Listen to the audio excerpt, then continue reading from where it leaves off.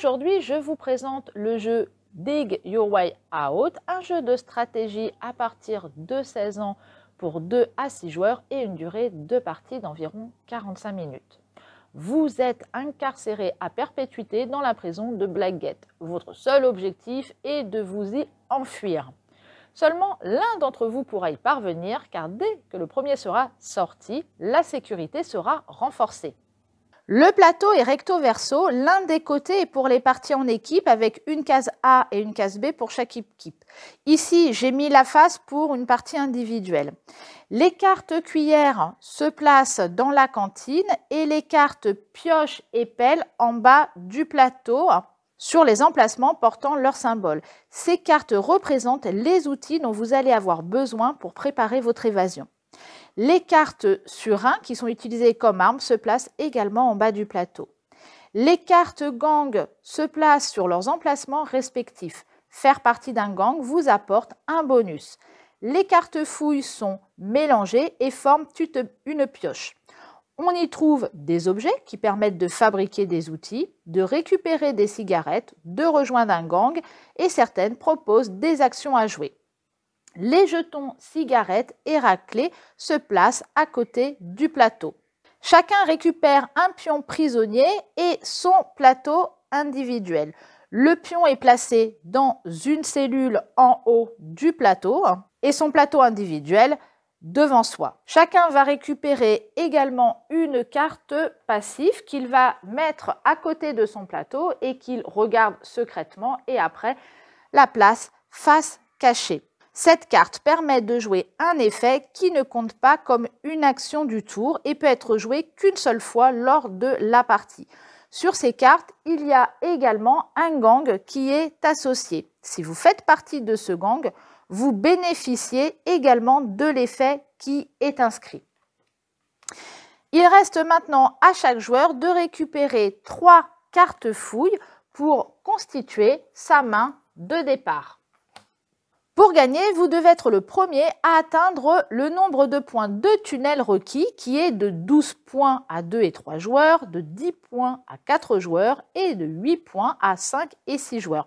Les points se trouvent sur les outils que vous fabriquez. À chaque tour, les joueurs ont 2 actions à effectuer sur les 11 proposées. 5 d'entre elles se jouent uniquement sur les lieux précis de la prison. Il y a les actions basiques, c'est-à-dire qu'elles peuvent se jouer n'importe où, sont les fouilles. Cette action vous permet de récupérer des cartes fouilles. Leur nom dépend du lieu où vous vous trouvez. En cellule ou à l'infirmerie, on récupère ici 3 cartes et ici une carte. En fait, le nombre est inscrit sur le petit rectangle qui représente les cartes avec le nombre à l'intérieur. Il est interdit d'avoir plus de 10 cartes en main à la fin du tour. Si vous en avez plus, vous devez en défausser face visible en dessous de la pioche de fouille.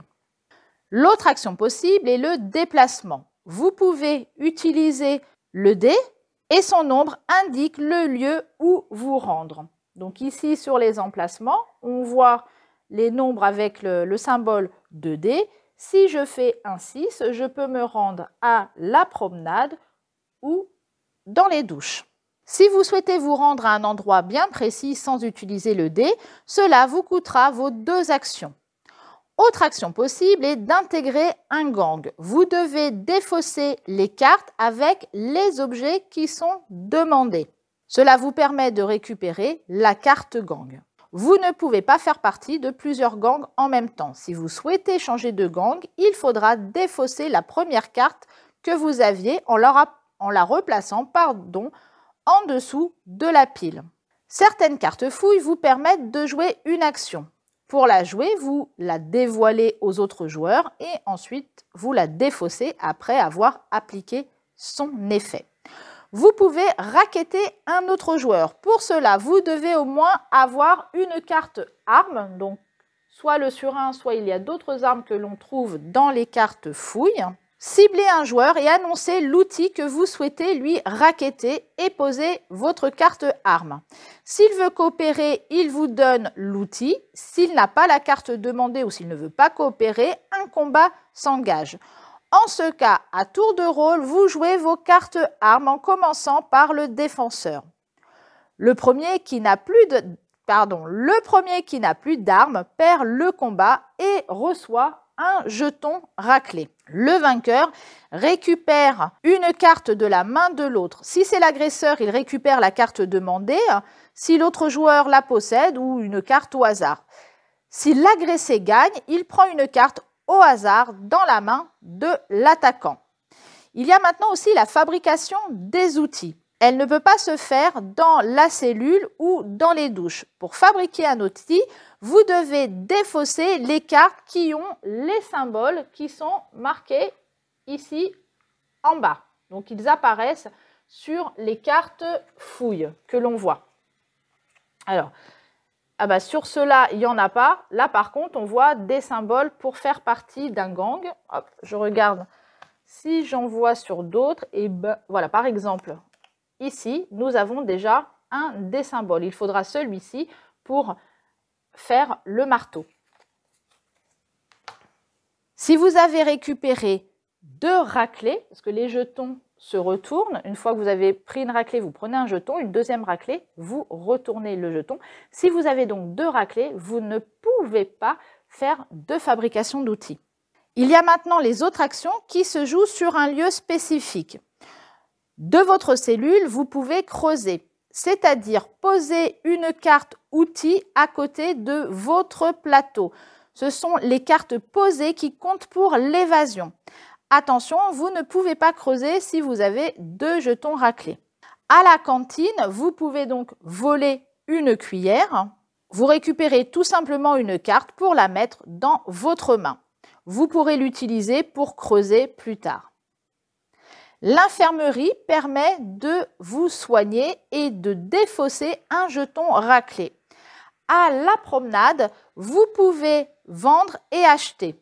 L'action vente permet de défausser autant de cartes que l'on souhaite de sa main pour récupérer des cigarettes. Je pense que j'en avais vu sur les cartes ici. Vous voyez en haut, il y a des cigarettes. Donc ici, j'en ai 2. Là, j'en ai une. Je pourrais très bien défausser ces 2 cartes et récupérer 3 cigarettes.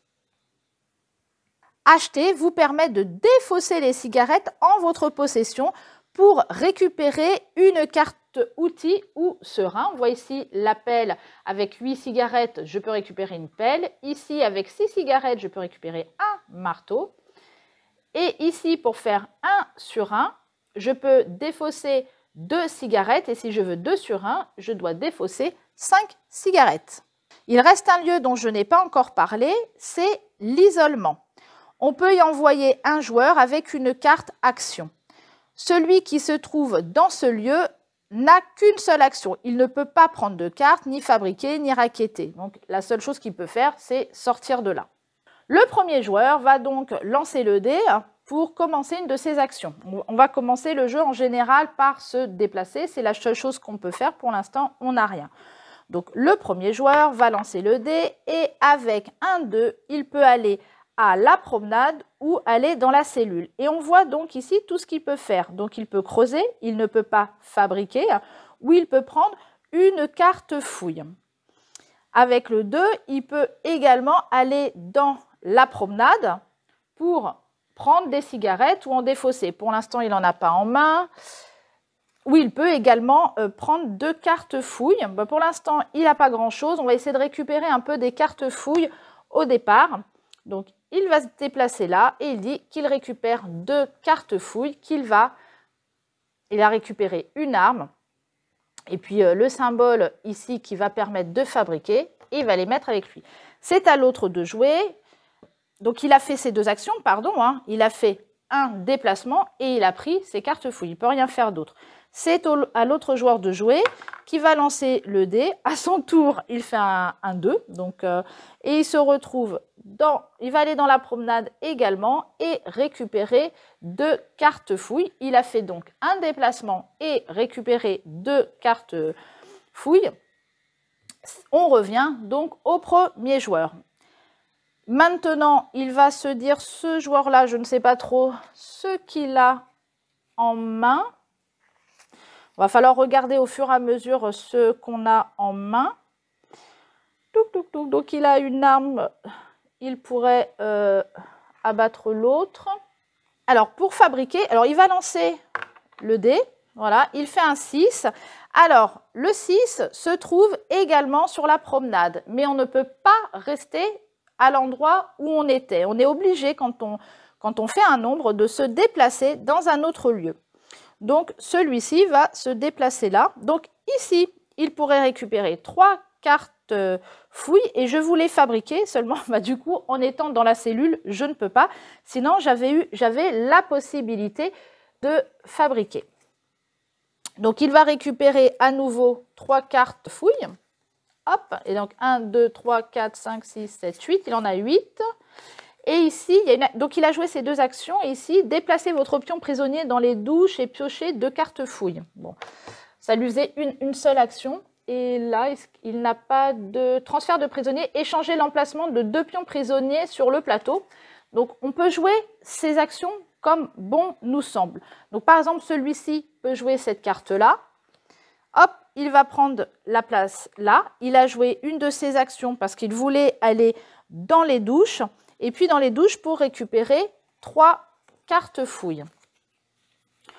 On revient au premier joueur qui, ici, dit par exemple, hop, donc j'avais dit que j'avais des choses, je crois, pour échanger. Hop, par exemple, ici, il va vouloir, hop, fabriquer, parce qu'à cet endroit-là, je peux. Il va donc défausser ces 2 cartes-là pour récupérer un marteau. Maintenant, pour mettre le marteau, donc là, il a fait ces 2 actions. Pour mettre le marteau près de son plateau, pour que ça commence à lui compter 2 points, il va falloir creuser. Et là, creuser, ça ne peut être fait que dans la cellule. Donc, on passe au joueur suivant qui va jouer à son tour. Quand ça reviendra à celui-ci, il essaiera de se déplacer, s'il le peut, dans la cellule. Et à ce moment-là, son action sera de mettre à côté de son plateau le premier outil qui lui permet de creuser et de les accumuler les uns derrière les autres. Après une prise en main à 2 joueurs, vous pouvez utiliser l'extension avec un pion Michel et avec ses cartes. Bon, je n'ai pas sorti le pion Michel, mais il y a 8 cartes.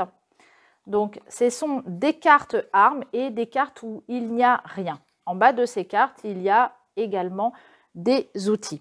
À la fin de son tour, les joueurs utilisent le dé pour déplacer Michel.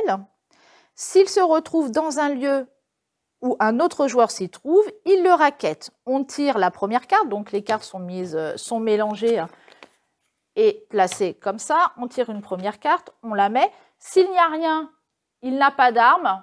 Du coup, l'autre gagne la partie. Il ne va rien récupérer, mais en tout cas, il ne perd pas le combat.